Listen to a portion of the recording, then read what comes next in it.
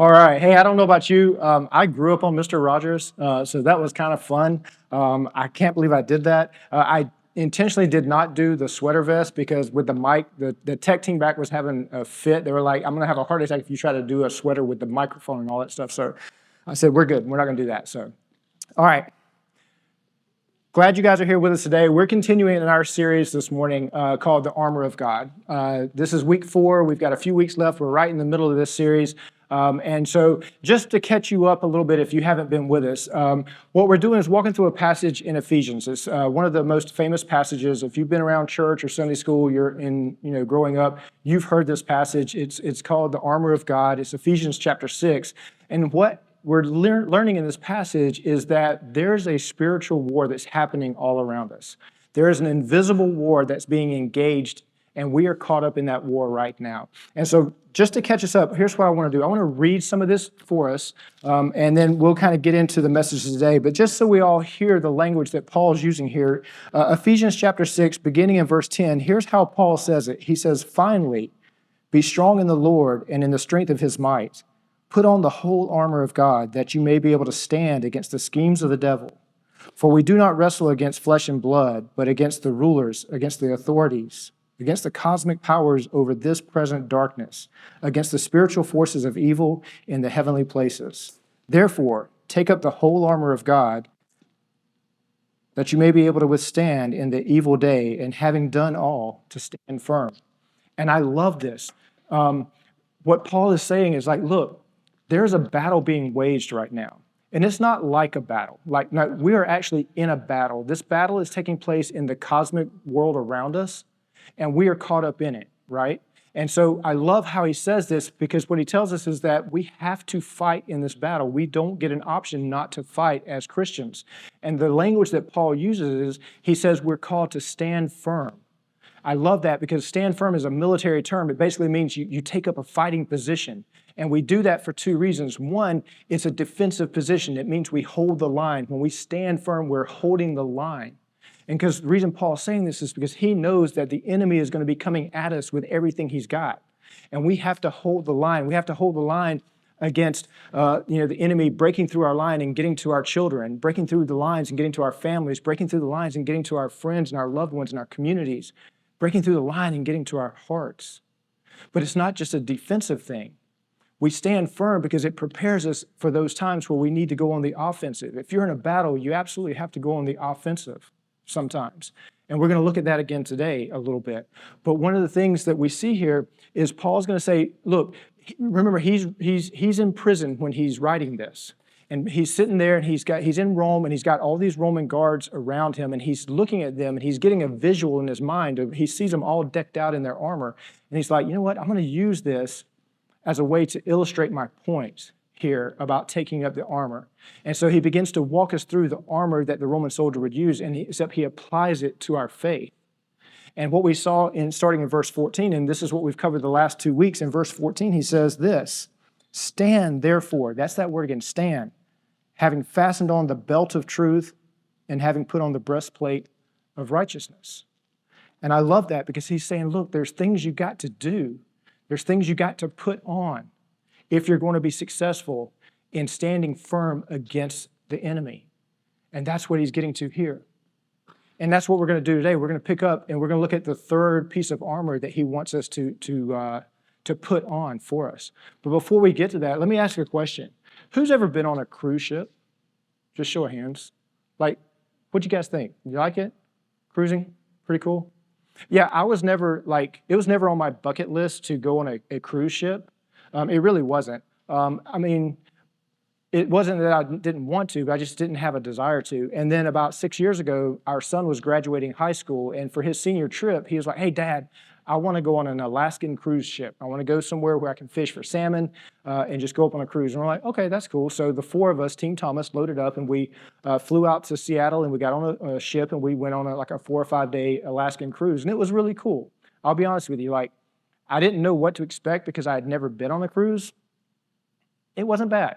You know what I'm saying? It was actually pretty cool. And there were some things about being on a cruise ship that I enjoyed. For one, when you go on a cruise ship, everything that you do on a cruise ship is oriented towards your comfort and your happiness. You know what I'm saying? Like from the minute you step on the ship, you got people like, let me get your bags. Let me show you where your room is. Let me show you where the dining hall is. Let me do this. Let me do that for you. And it's kind of cool. You're like this is kind of nice. Like I like this idea. It's all about my happiness and my comfort. The other thing I like about cruises is everything about your experience on a cruise is tailor-made for you. You know what I'm saying? Like everything about a cruise is tailor-made for the individual. Like if you're the kind of person you just want to lay out by the pool all day, go for it. You can do that. If you want to go check out a musical or listen to someone sing and perform, go for it. You can do that too. You want to go listen to a comedy show, knock yourself out. If you're one of those people that you're like, I'm going to go run on a treadmill for an hour on the ship. Why you would want to do that, I have no idea, but knock yourself out. You can do that because the entire experience on the cruise ship is oriented towards you as the person. The other thing that happens on a cruise ship is the entire staff on the cruise ship is devoted towards your happiness and your every need. Like they're there just to cater to you. And anything you want, you just say it, they're going to do it. They're going to take care of it. That's a cruise ship. But then fast forward a couple of years, our son Ben joined the Coast Guard, and he was on a cutter stationed up northeast around Connecticut. And we had this unique opportunity about a year and a half ago.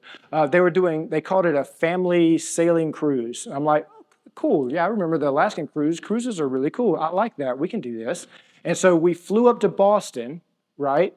And we get on this ship, and I'm like, this isn't like the cruise ship I was on before. And I'm like, okay, where's my cabin? And they're like, oh, you don't have a cabin. They took me to this big open room where there's like, for you guys that have been in the Navy and Coast Guard, you know they're like hot racks. They're like 3 or 4 racks stacked on top of each other. You got like 18 inches in between to roll over when you're sleeping at night. And then there's no private bathrooms. There's no private showers. It's all communal, and there's no hot water. So you just go in there and you do this and you get out real quick because it's not oriented towards that.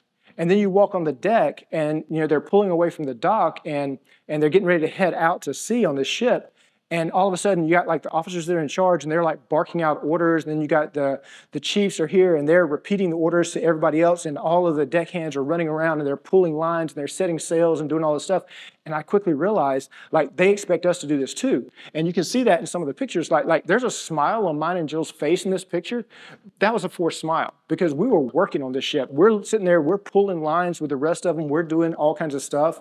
We go to the chow hall or to get food. I'm like, oh, can I see a menu? They're like, menu, hold your tray out, plop, whatever they got, that's what you're going to eat. That's what it's like being on a battleship. That's what it's like being on a military vessel sometimes. And the cool thing about it is, it's not about you when you're on a battleship. There is a mission and a purpose that the battleship exists for, and everybody gives way together. That's a Navy term, right? I'm an Army guy, but I'm going to use a Navy term. But the idea is that we all give way together for the same common purpose and the same common mission. And I say that because I realized very quickly when I stepped on this ship, I was applying a cruise ship mentality, a cruise ship expectations to a battleship reality. And I say that because sometimes if we're not careful, we can do the same thing at a church. You know what I'm saying? Like we come to church, we can carry a cruise ship expectations into a battleship. And so we come into church and we're like, oh, the church is supposed to exist to make me comfortable and make me happy. And the church is supposed to be tailored to my experience and do exactly what I want. I came in, oh yeah, there's coffee, but there wasn't the right creamer for me, so I'm not happy now. Or I come in and where's the donuts? There's no donuts. And oh my gosh, I hope the preacher doesn't go more than 35 minutes because that's just too long for anybody to talk. And the music, okay, I like the contemporary, but can you throw some traditional in there? And I love the traditional, but can you throw some more contemporary? Like, you know what I'm saying? It's enough to drive you crazy because we try to treat the church like a cruise ship, where we all want a tailored experience to what we want. And I get that. Like there's nothing wrong with enjoying the experience that you have. But the church isn't a cruise ship to entertain people. The church is a battleship. The church is a battleship with a mission and a purpose. You guys get that, right? And we see this in Scripture. Like we as individual Christians and we as a church have a clearly defined mission and purpose.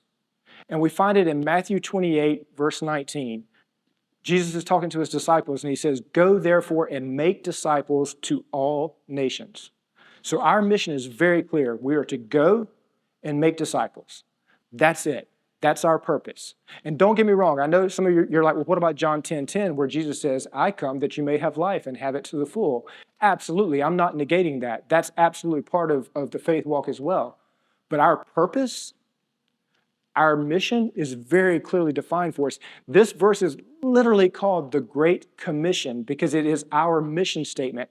You see churches sometimes, and I'm all about this, like you see these websites and they'll have mission statements or purpose statements on their website, and they're all kind of creative, and I get that. You always want to, wordsmith it and try to be unique and different. But if your mission statement doesn't point back to 28:19, then your mission statement's wrong. That means you are not in line and following after what God has clearly laid out for you. Every mission statement, no matter how you word it, needs to point back to go and make disciples. We have a mission statement. It's the same thing that we have here. It points to this verse because this verse clearly lays out what our purpose as a church and what our purpose as Christians is to go and make disciples. Kingdom growth is our mission. It is our purpose. And we have to embrace that here, okay? And here's the thing, like I get it. Like that's not easy sometimes. Like going into the world, into those dark places in our workplace, those dark places in our community, those dark places in our lives, and sharing the gospel, that's not necessarily easy sometimes. It's difficult, it wears you out, and I get that. But that's also where the lost people are. And that's why we have to go into those places. That's why the Bible doesn't tell us just to sit back and wait for them to come to us. It tells us to go to them. And so that's what we have to do. We have to go. And like I said, I get it. That's tiring and it wears you out sometimes. There's a reason Paul tells us in Galatians, he says he tells us that never grow weary of doing good. Why? Because doing good sometimes wears you out. But we can't lose sight of that. We always have to be on mission, on point, on purpose for God. So if anybody ever told you this, if like when you were becoming a Christian, if anybody ever made this statement to you, they're like, hey, being a Christian is all about punching your ticket to an easy life. It's all about, a hassle-free, stress-free, kind of chill life. Like, I'm just going to be honest with you, man. They lied to you. Like, you understand that, right? Like, that is not what it means to be on mission for Christ.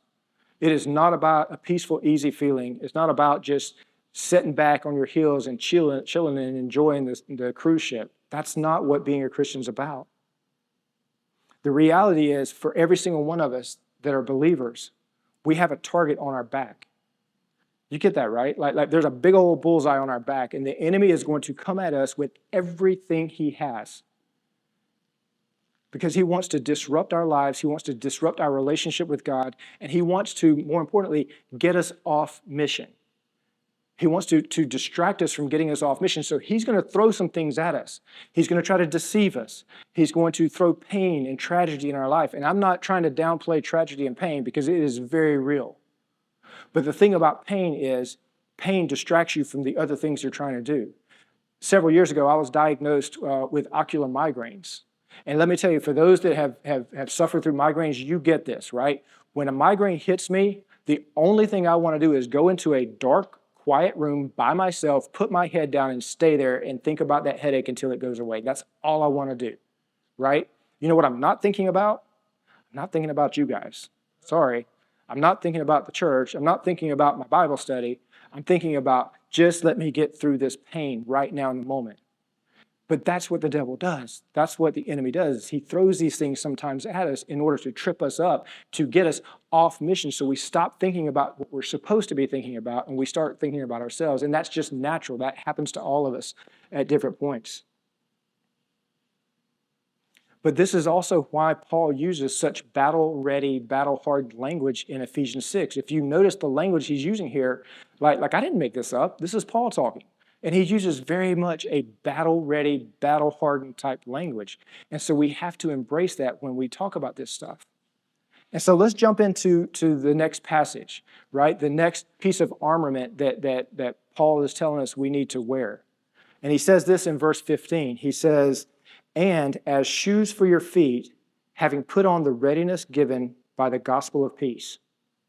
So what Paul is saying here is like, look, if you want to stand firm, if you want to get that good stance up, and you want to fight, you want to be defensive and offensive, you've got to make sure you're prepared by fitting your feet with the readiness of the gospel. Readiness with the gospel of peace, and that's what he's saying. This is an offensive thing. Other pieces of armor are all about defense. This is about offense. This is absolutely tied to our mission as a church as far as going into the world and seeking and helping save the lost. And that's what he's talking about. Roman soldiers back in the first century, remember Paul's sitting there and he sees these guys. They had a very specific pair of shoes that they would wear when they went into battle. They were actually called collegae. I think I'm pronouncing that right, but collegae. And they were interesting. They were made of solid leather. The bottoms had been hardened, and they had leather straps that went all the way up the calves to make sure they stayed on your feet. But on the bottom of them, they would fasten somehow these little almost like metal cleats to the bottom of them. And the reason they did that is because that gave them traction in times of battle, in times of war. So that if they were on the defense, they could hold the line, right? They could take up a stance and they could hold the line and they couldn't be pushed off. But also in times of offense, it allowed them to propel forward when they needed to, if they were engaged in battle. And so we got to make sure that we look at the shoes that we're wearing, and it's extremely important. The reason Paul puts so much emphasis on footwear here is because Paul knows you can get all the other armor correct. You can get the breastplate on right. You can get the belt of truth on, the helmet of salvation. You can get all that stuff on right. But if your footwork or your footwear is wrong, you're going to get knocked on your butt. And as soon as you get knocked down, the enemy wins. Once you're on the ground, you are done, you are finished, you are toast. You cannot fight from the ground when the enemy is over you. So you have to make sure your footwear is right and your footwear is correct so that you can continue to stand firm. And that's exactly what Paul is telling us here in this passage. But for you guys that played soccer or football, you know what that's like. Like imagine me telling a soccer player, like, hey, I want you to put on some Crocs and I want you to go out there and brace. Dude, you're going to break an ankle if you do that. Or tell a running back, hey, throw on some Keds and I want you to cut up the field and go up. Dude, he's going to fall on his butt. Like you can't get after the mission if your feet aren't fitted with the right things. And what he's telling us is we have to be fitted with the gospel here. So remember what our mission statement is. Our mission as individual Christians, our mission as the church is to go and make disciples. Jesus never sat back and waited for people to come to him. Have you ever noticed that? Like you read through the Gospels, the stories of Jesus, like he never sat back and just waited for people to come to him. He strategically placed himself in the paths and in the lives of the people that needed him the most. And all the conversations that he has with the lost people are because he specifically was on a path or in the right place, and he did that intentionally so that he could have the conversation with them. And because of that, we have to do the same thing. So here's what I want to do to help drive this point home today, this idea of being on mission, the idea of sharing the gospel. I'm going to share two passages with us, two stories, right? Now, typically, I will tell you this. When you hear a passage, you connect with the passage one of two ways, right? You're either a stat person or you're a story person. If you're a stat person, you're like, just show me the logic, show me the flow, show me the order, show me the premise. I can make sense of this. This works. This plays out like, that's your right brain. That's how you're wired. And so you connect with a story like that. If you're a story person, you're over here, you're a story person, you're like, you want to connect on a much more emotional and personal level. That's your connection, right? You're like, just make me laugh, make me cry, just tell the story and I'm good, right? So the two stories I have, I'm going to get the logic people first, and don't worry if you're a story person, I'm going to get you next. So it's coming, but let me start with the logic people first. Romans chapter 10. And let's start with this. Romans as a book is probably the most logical book that Paul writes.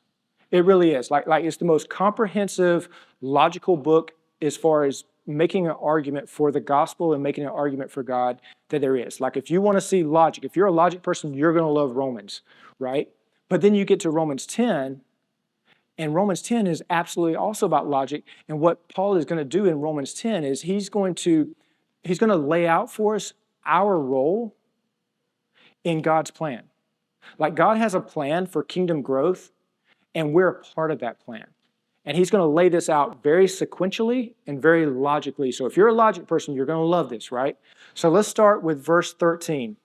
Romans 10, starting with verse 13, it says, "For everyone who calls on the name of the Lord will be saved."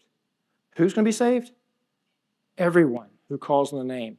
And some of you are like, "But Michael, you don't know my past, man. You don't know what I've been through. You don't know the things I have done in my life." Like that, maybe he means other people, but he doesn't mean me. If that's you, I want to say this by mustering the most love I can. Get over yourself. Seriously, like really? Like, do you think you're better at sinning than God is at saving? Like, how arrogant is that? Like you cannot outrun the grace of God. You cannot outpace the love of God. And he's saying right here that every single person, I don't care who you are, every single person who calls on my name will be saved. And so what Paul's going to do here, let me back up. The problem sometimes that we face is that it's not, "Oh no, look what I've done." The real problem is we don't fully recognize what he's done. And we have to recognize that he came into this world, that he went to a cross, he bore all condemnation on his shoulders and died for you and me so that you and I could stand clean and righteous, clothed in his righteousness before an almighty God. That's what he does. That's what he did. And that applies to every single person who calls on his name. Now, there is a logical inference in this statement here. You're going to say, like, okay, he says, "For everyone who calls on the name of the Lord will be saved." The logical inference is, if you don't call on the name of the Lord, you won't be saved, right? So if you call on the name of the Lord, you're going to be saved. You don't call on the name of the Lord, you won't be saved. That's just a logical inference that we get from this passage. And so what Paul's going to do next is he's going to do this very, very logical thing. He's going to lay out 4 rhetorical questions. And essentially what he's doing with these 4 questions is he's backtracking from the lost person all the way back to you and me who have a role to play in our mission. Okay? So check this out. Starting in verse 14, here's what Paul says. He asked this question. He says, "How then will they call on him in whom they have not believed? And how are they to believe in him whom they have not heard?" So Paul's saying, hey, you have to call on someone to be saved, but they can't call on them if they don't believe. And they can't believe if they've never heard of it. And you know this makes sense. You can't believe in something if you're not aware of it. Like, it just makes sense, right? I mean, how logical is that? It just flows and makes sense. But then he keeps going. He says, "And how are they to hear without someone preaching?" Which means someone's got to carry the message to them. Now, when Paul says preaching here, he doesn't mean like what we do here on Sunday mornings with someone standing in front of you and talking to you for 35 minutes. That's not what that word means. The word preaching in the Greek, when you go back to this time, it simply means to proclaim. It means it's a proclamation. And what he's saying is that you have to have someone who is proclaiming the good news with their mouth to the lost if you want them to believe, if you want them to call on the name of Jesus. So I'm saying, so you see the logic that flows here? And then he keeps going. He says this, "And how are they to preach unless they are sent?" Well, that sounds a lot like go, right? We're not to sit back on our heels. We have to go. We have to go and find the lost in those places. We have to preach the message. We have to proclaim the good news of Jesus to those people. Because here's the thing, it's not about good works. I mean, don't get me wrong, good works are important. Good works will bless individuals in their lives, but it takes the good news to save them.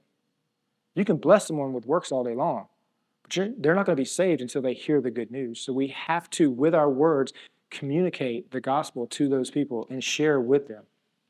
And I love how he wraps this up. He says this, he says, "How beautiful are the feet of those who bring the good news." That phrase at the end there essentially is where we get our modern word evangelist. They took 2 Greek words, smushed them together, and you get the word evangelist. And evangelist was actually in the first century was a military term. And what it basically meant was if you were a people and you had an invading army that was coming to come after you, what you would do is you would send your army out to the battlefield. And they would meet at a pre-described location and they would do battle together, right? And if your army was successful in beating them, if they were victorious, you had one guy, he was the communicator. His job was to be the evangelist. His job was to run back to the village or the town or wherever you were and to communicate the good news that your army just defeated the enemy army. That was the job of the evangelist. And that meant you were not going to be subjugated to the enemy. You're not going to be you're not going to be a slave to him at that point. You are going to be free. You're going to be free because of the victory that your army had. And here's the really cool thing, guys. Like, that is the same calling that you and I are called into. Like, you get that, right? Like, we are called to carry the good news of Jesus Christ, the victory that he had over sin and death, and carry that forward to people who have never heard it. That's what we are called to do. That is our mission statement. And that's why it's so important for us to step into our role and step up to our role of being evangelists, being those who carry the message of Jesus into the world. Okay, so now that's the logic, okay? You with me so far? That's all for the logic people. We're going to bundle that up. We're going to set it to the side. And now we're going to get into for you story people, right? Okay, so in Luke 15, it's really interesting. Jesus is having a conversation with some Pharisees, some tax collectors, and some sinners, I think that says. It's the start of a really bad joke, right? Pharisee, a tax collector, and a sinner walk into a church. Sorry, bad joke. But anyway, so he's talking to this group of people, and what he's doing is he's describing the heart of the Father for everyone. Not just those insiders, not just for those that are inside the faith, but for everyone, especially those who are lost, those who are on the outside. And what he's going to do is he's going to lay out 3 parables in rapid fire succession. He's going boom, boom, boom. And each one of these gives us a peek into the heart of the Father for the lost. So let's walk through these really quickly together.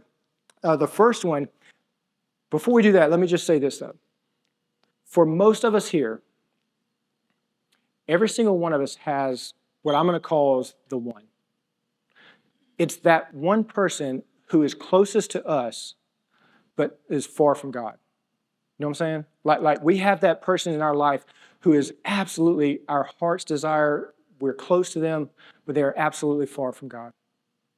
And so when we hear these stories, when we hear these 3 parables, I want you to keep that person. I want you to fixate on that person for a second. Get them in your mind, the name, their face, whatever. Hang on to that because I want you to think about that person as we walk through these 3 parables together, okay? Because that's the lens through how we should be seeing this parable.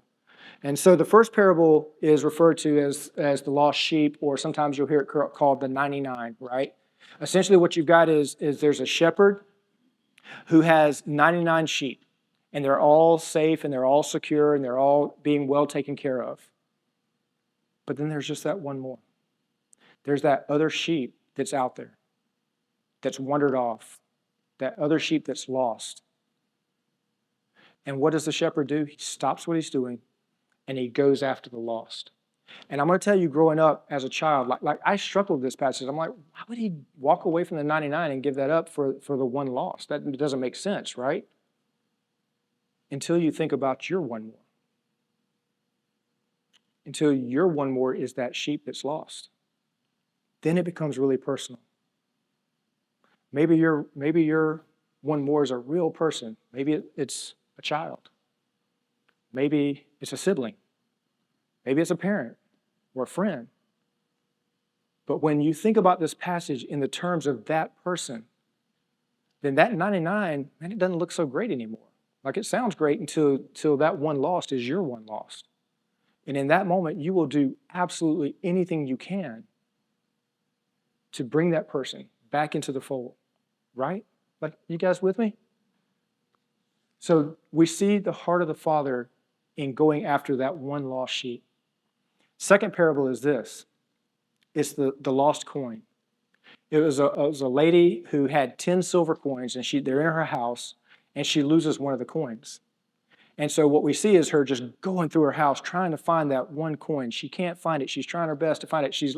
The language here, she's literally ripping her house apart. She's flipping the bed. She's knocking over tables. She's doing everything she can to rip apart to find that one coin that has been lost. And Jesus' point here is this. When you lose something of that level of value, you will do everything you can to focus on that one thing. You are no longer distracted by all the stuff that's happening around you. You don't care what's happening around you. You're going to do everything. You're laser focused on finding that one lost thing. And that's exactly what Jesus is saying that the Father's heart is.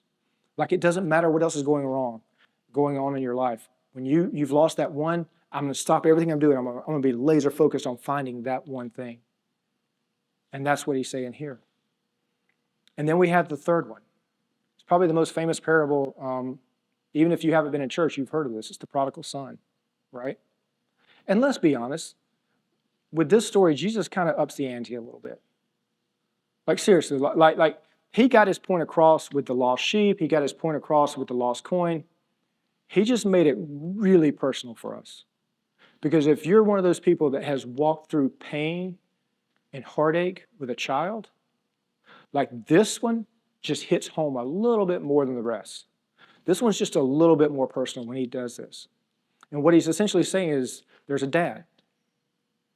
And his son decides, you know what, Dad? I'm turning my back on you. I don't need you anymore. I'm going to walk away from you. I'm walking away from the family. I want to live my life. I'm going to do what I want to do. And boom, I'm out the door. And we don't know how long this guy was gone. We don't know how long the son was gone. It might have been a few months. It might have been a few years. But at some point, the son says, you know what? I have hit rock bottom. I have nothing else to live for. I have hit rock bottom. And oh, by the way, I have oftentimes said this, like, if you want to rebuild your life, rock bottom is a great foundation to start on. Okay? Like, seriously, like, sometimes it takes getting to rock bottom for you to start rebuilding your life. But this guy hits rock bottom. And he's like, dude, he's like, even my father's servants live better than I do. Like, I'm not worthy to be called his son anymore.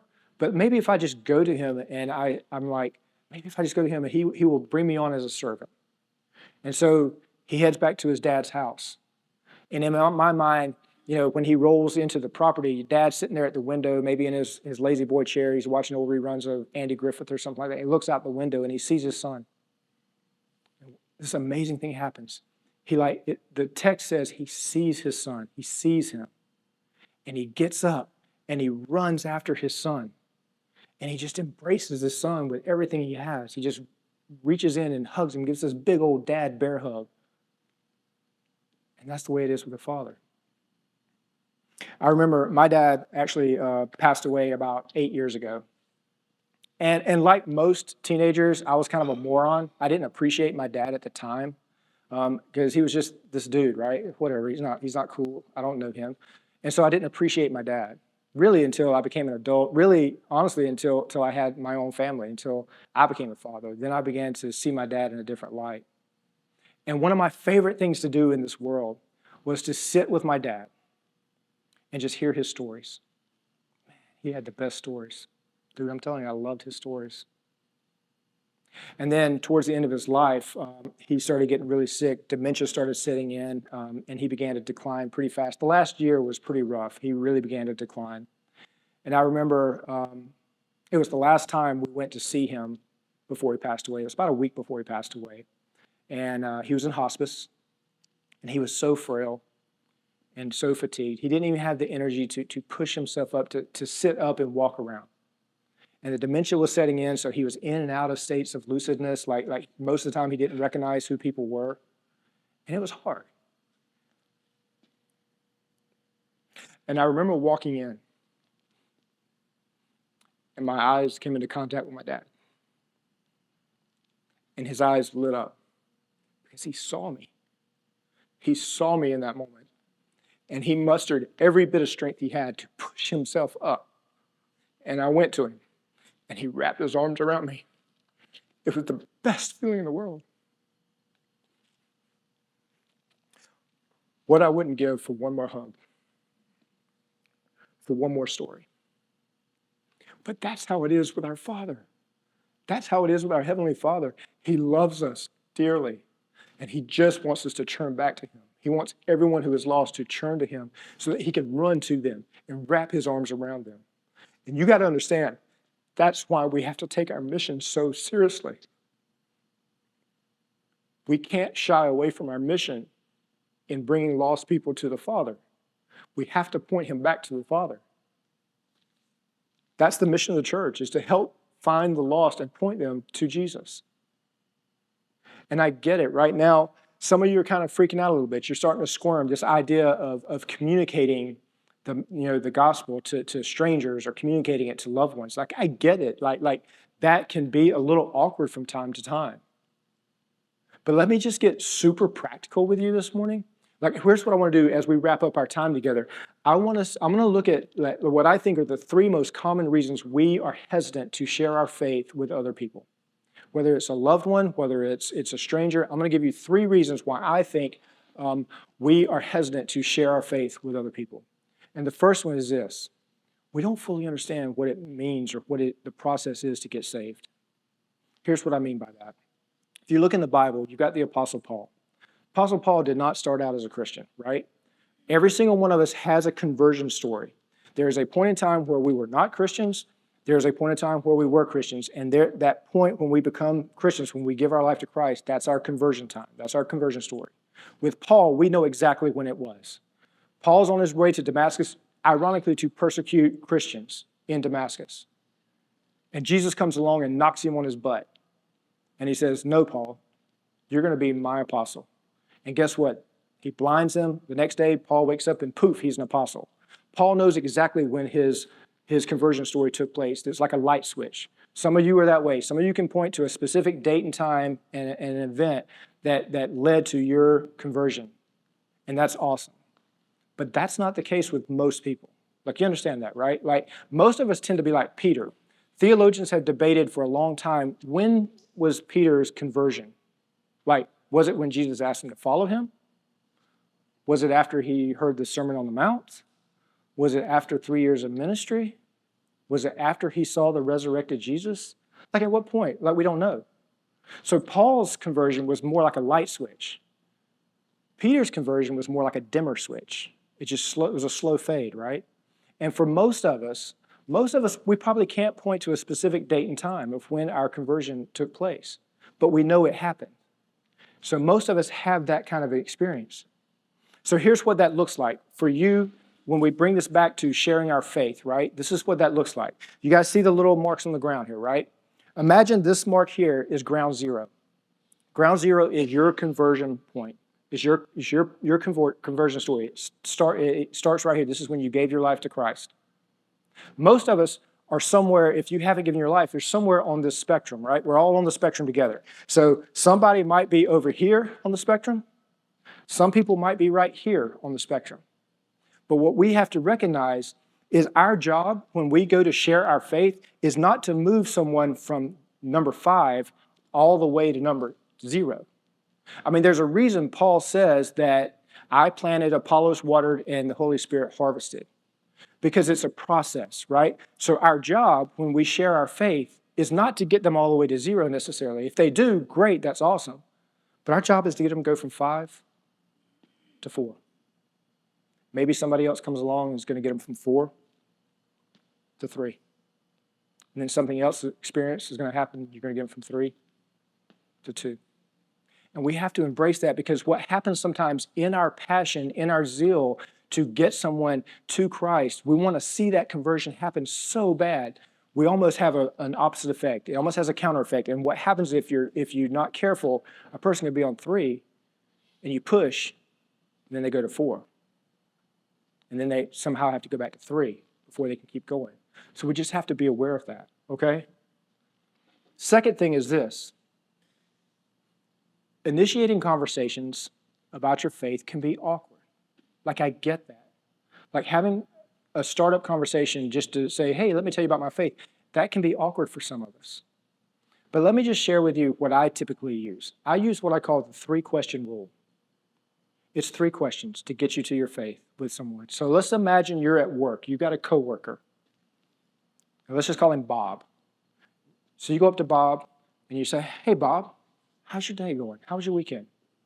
Question 1. He's like, it was okay.